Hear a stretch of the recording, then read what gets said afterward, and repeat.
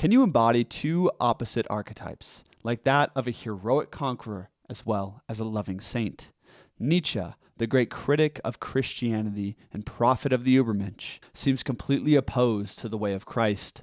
Yet, in the end, his vision of greatness was, quote, a Roman Caesar with Christ's soul. I believe this union of opposites isn't just possible, it's essential. As a decade-long student of both philosophy and religion, this conflict between Nietzsche and Christ, or Christ and the great man, has been palpable for me. So this video is part one of exploring this tension and how I relate to the opposites of life. And stay tuned for the end, where we'll talk about neo-paganism versus Christianity. This is Wisdom Warriors, a long-awaited video. Let's dive into it. Nietzsche was a philosopher and borderline prophet of the late 1800s, and his relationship to Christianity is confusing. I think Nietzsche was a secret admirer of Christ, but a despiser of Christendom. His philosophy rings with heroism, and rather than speaking of heaven, he speaks of life affirmation, an echo of a lost, aristocratic way of life that Christianity had consumed. Nietzsche's famous master and slave morality analyzed these opposing moral perspectives, the aristocratic versus the Christian or plebeian. The virtues of the aristocrat are excellence, courage, manliness, and wisdom. The virtues of the pleb are meekness, empathy, humility, and charity. It's easy to see how plebeian values spread amongst slaves and were slowly weaponized to destroy the nobility. But what many people in this space don't understand is Nietzsche wasn't trying to spread the master morality. He wasn't prescribing it as better than the way of Christ. As Albert Camus pointed out, quote, Nietzsche clamored for a Roman Caesar with the soul of Christ. To his mind, this was to say yes to both slave and master. Christ embodied a transcendent love and faith, while Caesar a tremendous will to power and vitality. Depending on your temperament, you may lean towards painting one as good and the other as evil or weak. Nietzsche wanted us to move beyond this level one thinking. Both of those figures are peak expressions of a human being, even if you do think Christ was God. And perhaps we don't need to base our entire personality off one of them, but a synthesis. Heroic courage, ambition, classical virtue, these things are awesome and I fully support. But let's be honest, the barely concealed Machiavelli egomaniac, it's not fun to hang out with someone like that. And that's what the Übermensch philosophy tends to attract.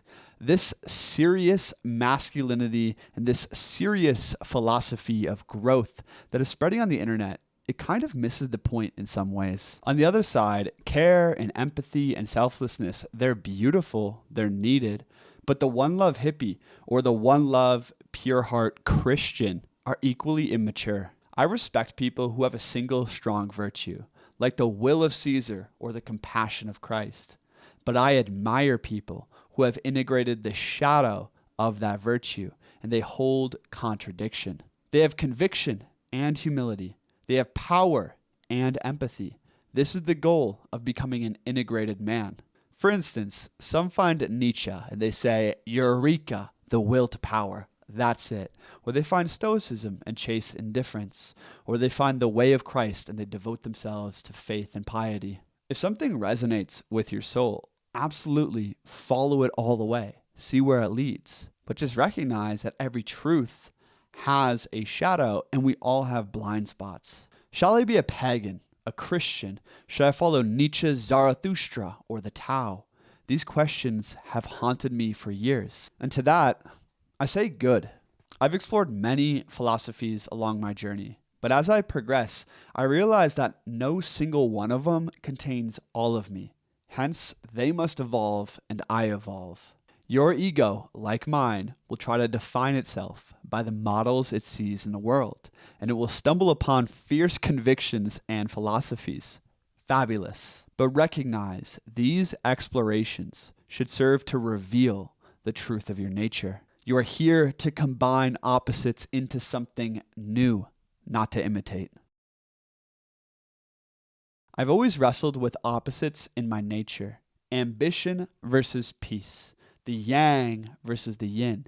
And I call this the war between my daemon and soul. My daemon is a fiery spirit that wants greatness, creativity, and rapture. My soul, on the other hand, just wants to build a house in the mountains, fish, raise a family, love his friends, and have fun. Both of these forces wrestle for control, and while I lean more towards the heroic voice, they each destroy themselves without the other. For instance, when I'm relaxed and in paradise, like the month I spent in Hawaii, a great well-being dawns on me. But slowly, I start to feel dull. I start to feel shallow, like I've abandoned parts of myself. And when my daemon leads into intensity and action, I'm thrilled at first. I'm like, bring on the genius. I love being on mission and on purpose. But slowly, life starts to feel heavy and meaningless. It's like, what's the point of greatness if there's no love and peace? And what's the point of love if there's no purpose and greatness? Whenever one side of me wins, I immediately feel sorrow, like I have abandoned myself. These are inescapable contradictions, an opposition that rules every season of my life. But this tension between the masculine and feminine, between the yang and the yin, between power and peace, it's literally where vitality comes from. Nietzsche and Christ said it best in The Matter with Things, quote, "It is the tension between the warring ends of the bow that gives the arrow the power to fly, as it is the tension in the strings of the lyre that gives rise to melody. This is what is meant by his saying, war is the father of all things. What looks like a waste of effort, pulling in opposite directions, is the essence of generative vitality." Let's talk about alchemy. But before we get there, if you're into Nietzschean philosophy and entrepreneurship, there's a link below to talk to me one-on-one about the Men's Academy, or maybe even join my inner circle. If you're looking for highly aligned brothers, this is for you. All right, back to the video. Part 3, Nietzsche and Christ, the union of opposites. The idea of union of opposites comes from ancient alchemical thought. The idea of taking two opposite elements and combining them into a new one. Alchemy, though often misunderstood, is the physical and metaphysical path of refining one's spirit into gold, and it holds much wisdom. Solve et coagula is a primary alchemical maxim, meaning to dissolve and coagulate, and it has defined my entire life and probably yours. Solve, dissolve, means to break down structures, to dissolve what has been created, and then remove impurities. This phase is about letting go and creating space. Coagula, or coagulate, means to solidify. This is where ingredients synthesize into a more refined and pure element. The easiest way to understand solve et coagula is relationships. We create a new bond, a new formation, and if that dissolves, we must extract the impurities, and generally we are reborn into a higher version. For all the seekers out there, this process of transformation is repeated on subtler and subtler levels with people like Nietzsche or Christ or whatever role model you choose. But in every cycle, you must break down what you created and remove the impurities, or else you risk becoming rigid and one-sided. And the impurities are those elements which aren't actually true to your nature. This is the great work of individuation, as Nietzsche put it, becoming what one is. The alchemical gold is the actualization of one's essence and authentic nature. And isn't this what Nietzsche wanted for his free spirits, to go beyond him? And isn't this what Christ wanted for his followers, to go beyond him to the source? Christ said, "I am the way, the truth, and the life. No one comes unto the Father except through me."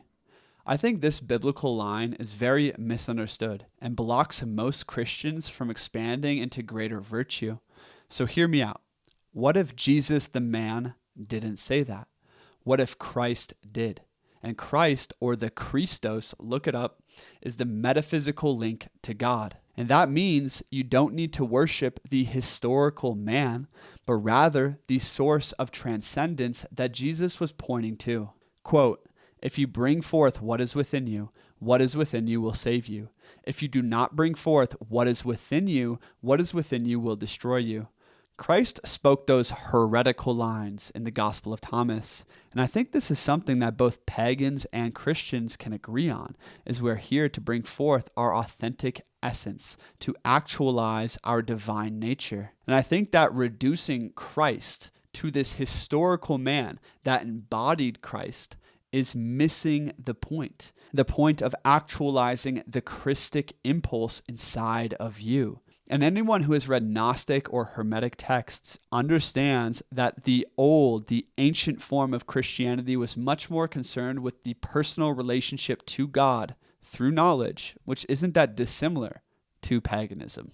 Now a word for all the Nietzscheans and neo-pagans out there. Done correctly, I deeply respect your path. Thank you for reviving our roots and the European tradition.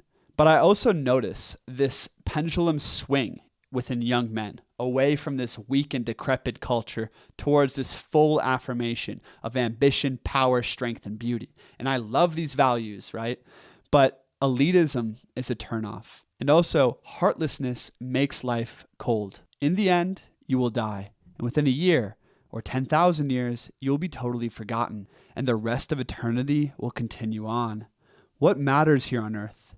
Turning your life into an expression of pure art and power? Absolutely. But again, relationships are equally as important.